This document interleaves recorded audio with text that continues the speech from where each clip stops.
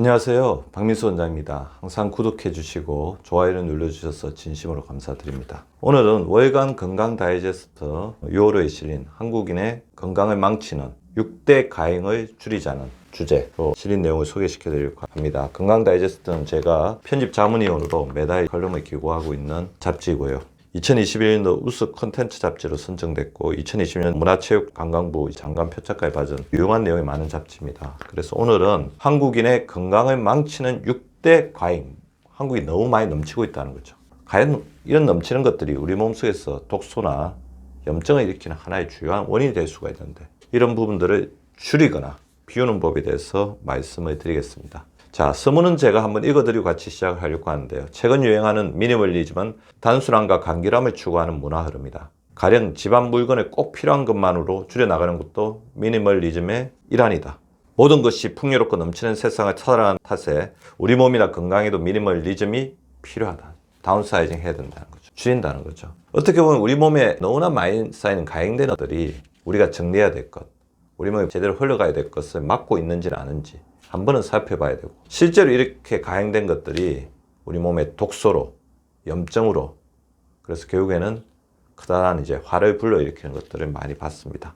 한국인의 건강을 망치는 6대 가행을 줄여야 됩니다. 처음에 말씀드린 게 혈관을 공격하는 짠맛을 줄이자. 우리나라 사람들은 자극적인 맛을 굉장히 좋아하는데 그중에서도 짠맛에 대해서 굉장히 집착이 되어 있습니다. 음식에 뭔가 짠맛이 없으면 먹어도 뭔가 같지 않은 허전함을 느끼죠. 근데 짠맛 자체도 미각 중독의 일환으로서 머릿속에 중독이 되고 세뇌가 된다는 거죠. 근데 이게 또 비만의 적입니다. 이 짠맛 자체가 고혈압의 원인인 것은 다 알고 계시죠. WHO 권장량 기준으로 하루에 5g 이하로 먹으라고 하는데 우리나라 사람들 10g 훌쩍 넘기고 있어요. 그러다 보니까 우리 혈관 내에 제한폭탄처럼 작용하기도 하고, 그리고 이 짠맛 자체가 계속해서 많은 음식을 먹도록 자극하는 비만의 원인이 된다는 겁니다. 소금을 5g 적게 먹는 10가지 방법을 제가 소개시켜 드렸는데요. 국물 금지, 비벼 먹지 않기, 각종 염장류 음식 줄이기, 외식을 자제하기, 각종 스낵류 및 패스트푸드를 줄이기, 소금은 멀리 두어서 그냥 쉽게 사용하지 않게 만들기, 소금치기에도 반식재, 반만 하라는 거죠. 소금을 필수재에서 선택재로 바꾸기, 젓가락 식사, 제가 항상 강조하는 거죠. 우리나라 사람들의 소금 섭취의 가장 중요한 원인 중에 하나가 국물이기 때문에 젓가락으로 국물 섭취를 하지 않도록 하는 것. 그 다음에 짠 반찬은 물에 헹궈 먹기, 그런 어떤 해법을 말씀드렸습니다. 참고해 보시면 좋을 것 같고요. 두 번째, 짠맛과 더불어서 문제가 되는 게 너무 부족해도 안 되고 넘쳐도 해로운 탄수화물 가입니다. 탄수화물이 부족해지면 우리 몸의 에너지원이 부족해지기 때문에 무기력증이나 만성피로에 시달리고, 특히 머리 같은 경우에는 학습력, 집중력, 업무 능력에 저하를 시달리게 됩니다. 그렇지만 탄수화물을 많이 먹게 되면 다 아시다시피 당뇨, 인슐린 저항성, 비만의 원인이 돼서 만병의 원인이 되는 거죠. 근데 우리나라 사람들 유난히 밥, 빵, 면, 밀가루, 탄수화물 중독에 많이 시달리고 있는데요. 그것은 스트레스가 많은 환경 자체가 탄수화물을 먹었을 때 분비되는 도파민 자체가 위안으로 작용하는 것들이 많습니다. 근데 우리 신체적으로 혈당 돌리는 현상, 혈당이 올라갔을 때 고혈당, 떨어지면 저혈당이라서 굉장히 불안하고, 이때 탄수화물을 먹으면 또 고혈당이 되면서 기분이 좋아지는 고혈당, 저혈당을 거치면서 점점 더 단맛, 탄수화물에 중독되고, 또 이러다 보니까 인슐린의 기능이 떨어지는 문제가 되는 현상을 목도할 수 있는데요. 자, 그래서 제가 이 해법으로 말씀드린 2대1 거꾸로 식사법. 자, 식사의 순서를 바꾸자는 겁니다. 지금 있는 식탁에서 밥 한 번, 반찬 한 번, 밥 한 번, 반찬 한 번 이렇게 드셨다면 그렇게 드시지 말고 채소 한 번, 채소가 아닌 다른 반찬들, 단백질이나 고기 반찬이나 다양한 국에 건더기라든지, 비채소 한 번, 밥 한 번, 채소 한 번, 비채소 한 번, 밥 한 번 이렇게 먹으라는 게 2대1 거꾸로 식사법입니다. 그리고 좋은 탄수화물을 섭취하는 생활 수칙 7가지를 말씀을 드렸습니다. 자주 먹는 면 음식의 재료를 정제되지 않은 곡류로 바꿔보고, 각종 가공 음식을 피하고, 단맛 보충에 의해 과일을 먹되 당 지수가 높은 속만 먹지 말고 껍질째 먹고, 포만감을 높이기 위해서 육류와 달걀을 섭취하고, 그 다음에 초기 미각 교정 기간 동안에 원활한 미각 소독을 위해 새싹 채소 활용한 음식 하루 2리터의 물의 섭취를 반드시 지키라, 그렇게 말씀드리고 있습니다. 세 번째 우리가 줄여야 될 게 바로 지나치게 쓰면 위험한 뇌과잉입니다. 뇌과잉. 우리는 너무 많은 정보 속에서, 너무 많은 생각 속에서 살다 보니까 뇌가 과잉되고, 이것 자체가 걱정과 불안, 스트레스, 분노와 하 이런 것들을 일으킵니다. 근데 뇌가 또 금방 번아웃이 되죠. 자, 뇌는 비우지 않으면 안 됩니다. 뇌를 비우지 않으면 그것 자체가 수많은 생각들로 인해서 나중에 큰 문제들이 될 수가 있는 반면에 번아웃이 돼서 머릿속을 더 이상 채울 수 없죠.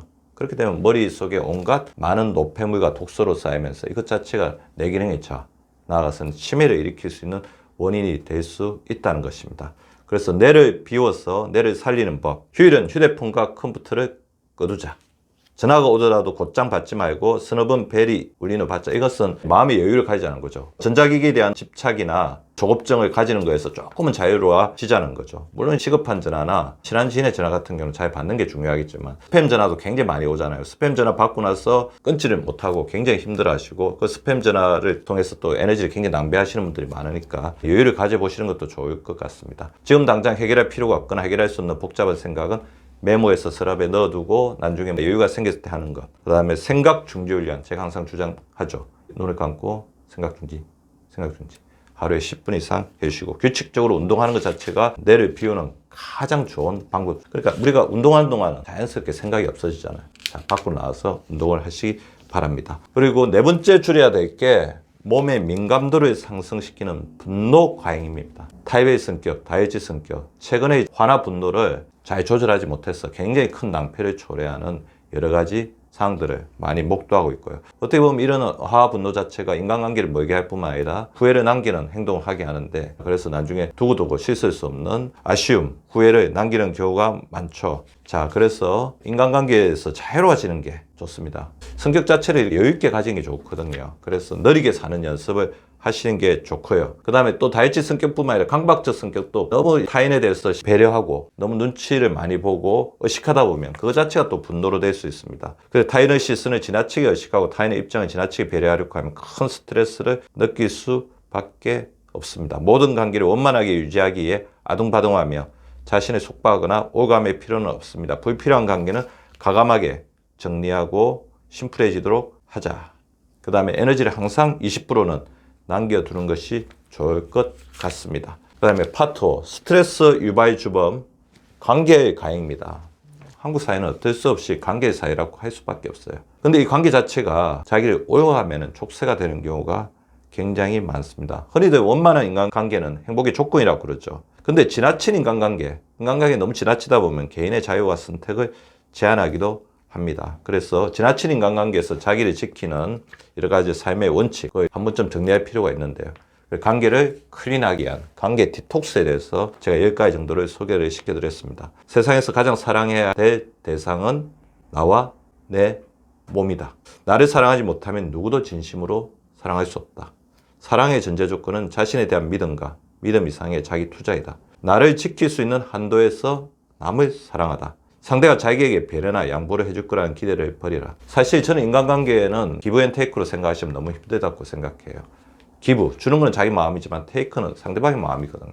그래서 저는 항상 기브 앤 기브, 아니면 기브 앤 포겟, 주고 나서 잊어버리려고 합니다. 준 만큼 받으려고 하는 데서 불행이 싹 든다고 생각합니다. 자기가 그 사람에게 베푸는 거, 그 사람이 주는 게 좋다고 하면 그거로 이제 끝이고요. 비즈니스 관계가 아니고 인간관계라면 비즈니스 관계는 당연히 기브 앤 테이크를 하셔야 되겠죠. 테이크를 주지 않는 비즈니스 관계는 과감하게 정리를 하는 게 맞다고 봅니다. 윈윈은 힘들고 대문인이다. 윈윈하면 좋지만 한쪽이라도 윈윈하면 좋은 거예요. 그 다음에 진인사 대천명입니다. 좋은 일 했으면 그것으로 끝인 거예요. 남에게 좋은 일 했으면 그거로 아까 제가 말씀드렸고 일맥상통하는 내용이라고 할 수 있습니다. 남의 반응에 신경 쓰지 마라. 때로 과감히 포기해야 될 인간관계도 생기는 법이다. 대신 나를 응원하고 행복하게 만들 일들에 더 집중하라. 인간사 세옹지마다 좋은 때가 있으면 나쁜 때도 있는 법이다. 단 나쁜 시간을 빨리 줄이는 것은 내 몫이다. 그렇죠. 지나간 일에 대해서 너무 회하지 마세요. 지나간 일은 정리를 하고 자기에게 그럴 만한 사정이 있으면 어떤 실수를 저지른 자신을 인정하는 것도 자신을 건강하게 하는 굉장히 중요한 방법이다. 가장 사랑해야 될 사람은 바로 자신입니다. 그리고 가족이죠. 그리고 6번째 줄여야 될 게 바로 자연에서 멀어진 문명 가인입니다. 어쩌면 우리가 불건강해진 이유는 초록의 세상으로부터 멀어진 데 있을지도 모릅니다. 자연과 동떨어진 삶은 우리 몸이나 호르몬 체계에 크고 작은 이상을 일으킵니다. 초록이 없는 공간에서 살다 보면 스트레스 호르몬 수치가 높아지기도 합니다. 반면 초록빛이 넘치는 자연에서는 심리적 안정과 신체적 건강이 정진됩니다. 선진국에서는 숲에 병원을 만들거나 숲치유 프로그램 같은 것들이 굉장히 많아요. 자, 숲에 나오면 또 피톤치드, 활성산소를 제거하는 최고의 항산화제가 뿜어져 나오죠. 자, 녹색 자연으로 나가십시오. 우리나라만큼 가까운 거리에 이토록 다양하게 산과 강, 들과 바다가 펼쳐져 있는 나라도 없습니다. 축복받은 녹색 땅이 바로 우리 옆에 펼쳐져 있습니다. 그리고 자기 주변에 녹색으로 그린아이징이라고 하는데요. 어느 공간에 식물들을 잘 배치하고, 식물들을 키우는 것이 조금 힘은 들고 노력은 들지 몰라도 그거 자체 굉장한 보람과 정서적 안정을 줍니다. 공기 정화, 습도 유지, 독소 제거, 그런 효과까지 주는 거죠. 자, 주변에 식물들을 다양하게 키워보시기 바랍니다. 세포를 젊게 만드는 숲 활용법. 조금만 가면 공원들이 있죠. 다 숲이 있습니다. 나무 끌어안기, 맨발로 흙 밟기, 흙 만져보기, 나무 옆에서 깊은 심호흡하기, 숲에서 인생에 관한 명상하기, 숲에서는 세상사와 관련된 일 생각하지 않기, 생각 중지 훈련, 가벼운 스트레칭, 숲에서 가족이나 사랑하는 사람과 이야기하기, 말없이 서로 바라보기, 숲에 다양한 소리에 귀를 기울이기, 새소리, 물소리, 바람소리, 나무 소리 감상하기, 숲에서 편지나 감상문을 써보기, 나무 위에 누워보기, 누워서 하늘 보기. 자, 문명으로부터 멀어진 자연을 우리 옆에 돌려주는 것입니다. 마침 굉장히 싱그러운 계절의 여왕이라고 하는 봄의 실록이 펼쳐져 있습니다. 한 번쯤은 야외로 사랑하는 가족들, 지인들과 나가서 자연이 주는 건강 에너지를 받아들이시는 우리 구독자분들 되시기 바랍니다. 구독과 좋아요는 박미수 박사 TV를 지속시키는 생명력입니다. 많이 구독해 주시고 좋아요를 눌러 주시기 바랍니다. 항상 감사드립니다.